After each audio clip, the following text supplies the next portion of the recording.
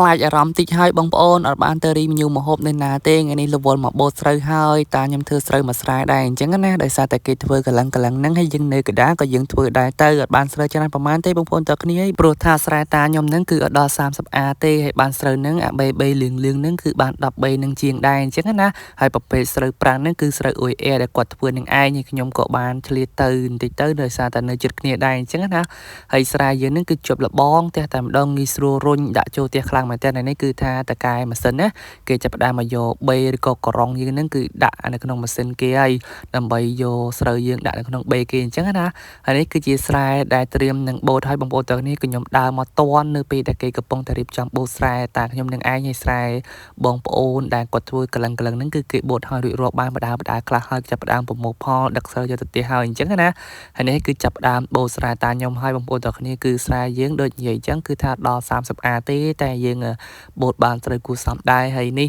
គឺថាបងប្អូនពូមីននៅកលឹងផ្ទះនឹងឯងគាត់នេះ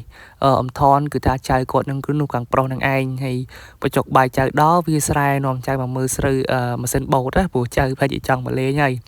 យខ្ញុំមើលតែគាត់បានម្ហូបអីបងប្អូនទាំងគ្នាគឺមើលម្ហូបគាត់ណាគឺមានត្រីមានអីចឹងទៅហើយនេះគឺជាស្រូវដែលចាប់ផ្ដើមដឹកទៅនេះគឺជាទិដ្ឋភាពនៅខាងស្រុកស្រែជនបទហ្នឹងគឺបរិយាកាសទស្សនាហ្នឹងគឺបែបនឹងឯងបងប្អូនទាំងគ្នាគឺគ្មានអីទំនើបទេគឺបែបលក្ខណៈថាធម្មជាតិស្រុកស្រែអីចឹងណាខ្ញុំជឿថាបងប្អូនខ្លះគឺឃើញទិដ្ឋភាពបែបនេះហើយប្រហែលជាអ្នកអតីតកាលដែលធ្លាប់ឆ្លងកាត់ដឹកស្រូវដឹកស្រែកាត់វាលកាត់ស្រូវអីចឹងទៅធ្លាប់ដឹកគោដាក់ម៉ងដាក់បកាយរត់ត្រីឬក៏ពេលខ្លះពេលដែលគេបូតអញ្ចឹងគឺថាស្រូវស្រែខ្លះគេមានទឹកច្រិចយើងទៅរកត្រីអីនៅក្នុងក្លុកដែលមានត្រីមានទាំងកុកមានអីវិចឹកស៊ីត្រីស៊ីអីយើងទៅចាប់អីអញ្ចឹងណាហើយស្រូវនេះគឺថាចាប់ផ្ដើមប្រមូលផលយកទៅផ្ទះហើយព្រោះយើងអាចទុកនៅនឹងបានទេទៀតហ្នឹងគឺថានៅពេលដែលបូតហើយហ្នឹងគឺគោចាប់ផ្ដើមបលែងឲ្យវាស៊ីសប្បាយចិត្តហើយព្រោះថានៅពេលដែលធ្វើស្រូវអញ្ចឹងគឺថាធ្វើលបងកលឹងហ្នឹងគឺថាគោវាអត់សប្បាយចិត្តនៅក្នុងការមកស៊ីទេព្រោះវាអត់ហ៊ានចូលមកស៊ីទេព្រោះដេញវាអីអញ្ចឹងណាហើយខ្ញុំជឿលើនេះបងប្អូនទាំងគ្នាគឺថារៀងអាលាក់គួរសមដែរប៉ុន្តែមិនអាលាក់ខ្លាំងទេដោយសារតែស្រូវប្រាំងហ្នឹងគឺស្រែវារីបល្អជាងស្រូវវស្សាអីអញ្ចឹងណាបងប្អូនទាំងគ្នានៅពេលដែលម៉ាស៊ីនបូតនឹងបូតមកគឺថាស្រូវដោយស្រូវទៅច្បាំងដោយច្បាំងទៅងាយស្រួលខ្លាំងមែនតើនិយាយទៅទិដ្ឋភាពបែបនេះគឺថាសម្រាប់អ្នកទីក្រុងអាចរៀងប្លែកភ្នែកបន្តិចប៉ុន្តែបើសិនជាបងប្អូនអ្នកនៅស្រុកស្រែជនបទអីគឺជារឿងធម្មតាហើយបរិយាកាសភ្នែកបែបនេះគឺយើងមើលឡើងសំភ្នែកហើយអញ្ចឹងវីដេអូនេះរៀងប្លែកតិចហើយដោយសារតែខ្ញុំអត់បានទៅរីញូម្ហូបនៅណាទេរវល់មកជួយកិច្ចការតាបន្តិចអញ្ចឹងណាដោយសារតែខ្ញុំនៅជិតគ្នាដែរមិនឆ្ងាយប្រហែលទេបងប្អូនតើគ្នាវាមិនដល់100គីឡូទេតែយើងអាចឆ្លៀតមកលេងបានហើយណាមួយខ្ញុំមកនេះគឺថាដោយចៃដន្យទេតែពើអត់មានកម្រោងមកទេហើយដល់ពេលដែលគាត់ឮតែគាត់បូតហ្នឹងខ្ញុំក៏ចង់មកហួសមករជួយតែម្ដងទៅព្រោះបច្ចុប្បន្ននេះគឺអត់មានកម្លាំងនៅជាមួយគាត់ទេអញ្ចឹងណាឥឡូវនេះគឺធ្វើការបូតឲ្យរួចរាល់ហើយនេះគឺជាតកង់ឲ្យបងប្អូនតើគ្នាបរិយាកាសពេលនោះក្តៅខ្លាំងមែនតើតែខ្ញុំសរសើរខ្លួនឯងហ្មងអត់យកអាវដេវៃមកពាក់ទេបងប្អូនតើគ្នាគឺថាពាក់អាវដេខ្លីធម្មតាបងប្អូនតើគ្នាគឺក្តៅខ្លាំងមែនតើតែអត់អីទេគឺពេលនោះទ្រាំបានហើយចៃដន្យនេះគឺថាខែនេះគឺខែមានស្វាយចន្ទីបងប្អូនតើគ្នាណាខ្លះដែលស្គាល់ស្វាយចន្ទីគឺថាអាហ្នឹងគេហៅគ្រាប់ពេលខ្លះគេហៅក្តោចន្ទីទៅអាហ្នឹងនៅខាងក្រៅគេយកទៅដុតវាទៅឆ្ងាញ់ណាស់អាគ្រាប់ស្វាយចន្ទីហ្នឹងណាហើយស្រូវដែលប្រមូលសហ្នឹងយើងខ្ញុំគាត់ចាប់ផ្ដើមប្រមូលវាអស់ទៅអាខ្លះក៏យើងអាចឲ្យមន់ឲ្យទាស៊ីបានអីចឹងណាគឺហ្នឹងហើយគឺទិដ្ឋភាពខាងស្រុកស្រែបងប្អូនតើគ្នាគឺឃើញឥឡូវចាប់ផ្ដើមរាប់សិនតែបានប្រមាណបានប្រមាណក្រងលឿងហ្នឹងអញ្ចឹងណានិយាយទៅជាក់ស្ដែងរាប់ទៅបានដូចជា10ជាងដែរបងប្អូនតើគ្នាគឺបានមិនច្រើនប្រមាណទេហើយនៅខាងកលឹងហ្នឹងគឺថាអត់ទាន់បានបូតហើយទេគេក៏ចាប់ផ្ដើមរៀបចំបូតបដាបន្តទៀតដែរអញ្ចឹងណាបាននិយាយត្រឡប់ក្រោយទៅគឺថាអត់ចង់ឲ្យយាយតាគាត់ធ្វើទេគាត់ចាស់ហើយរៀងហត់រៀងអីអញ្ចឹងណាប៉ុន្ត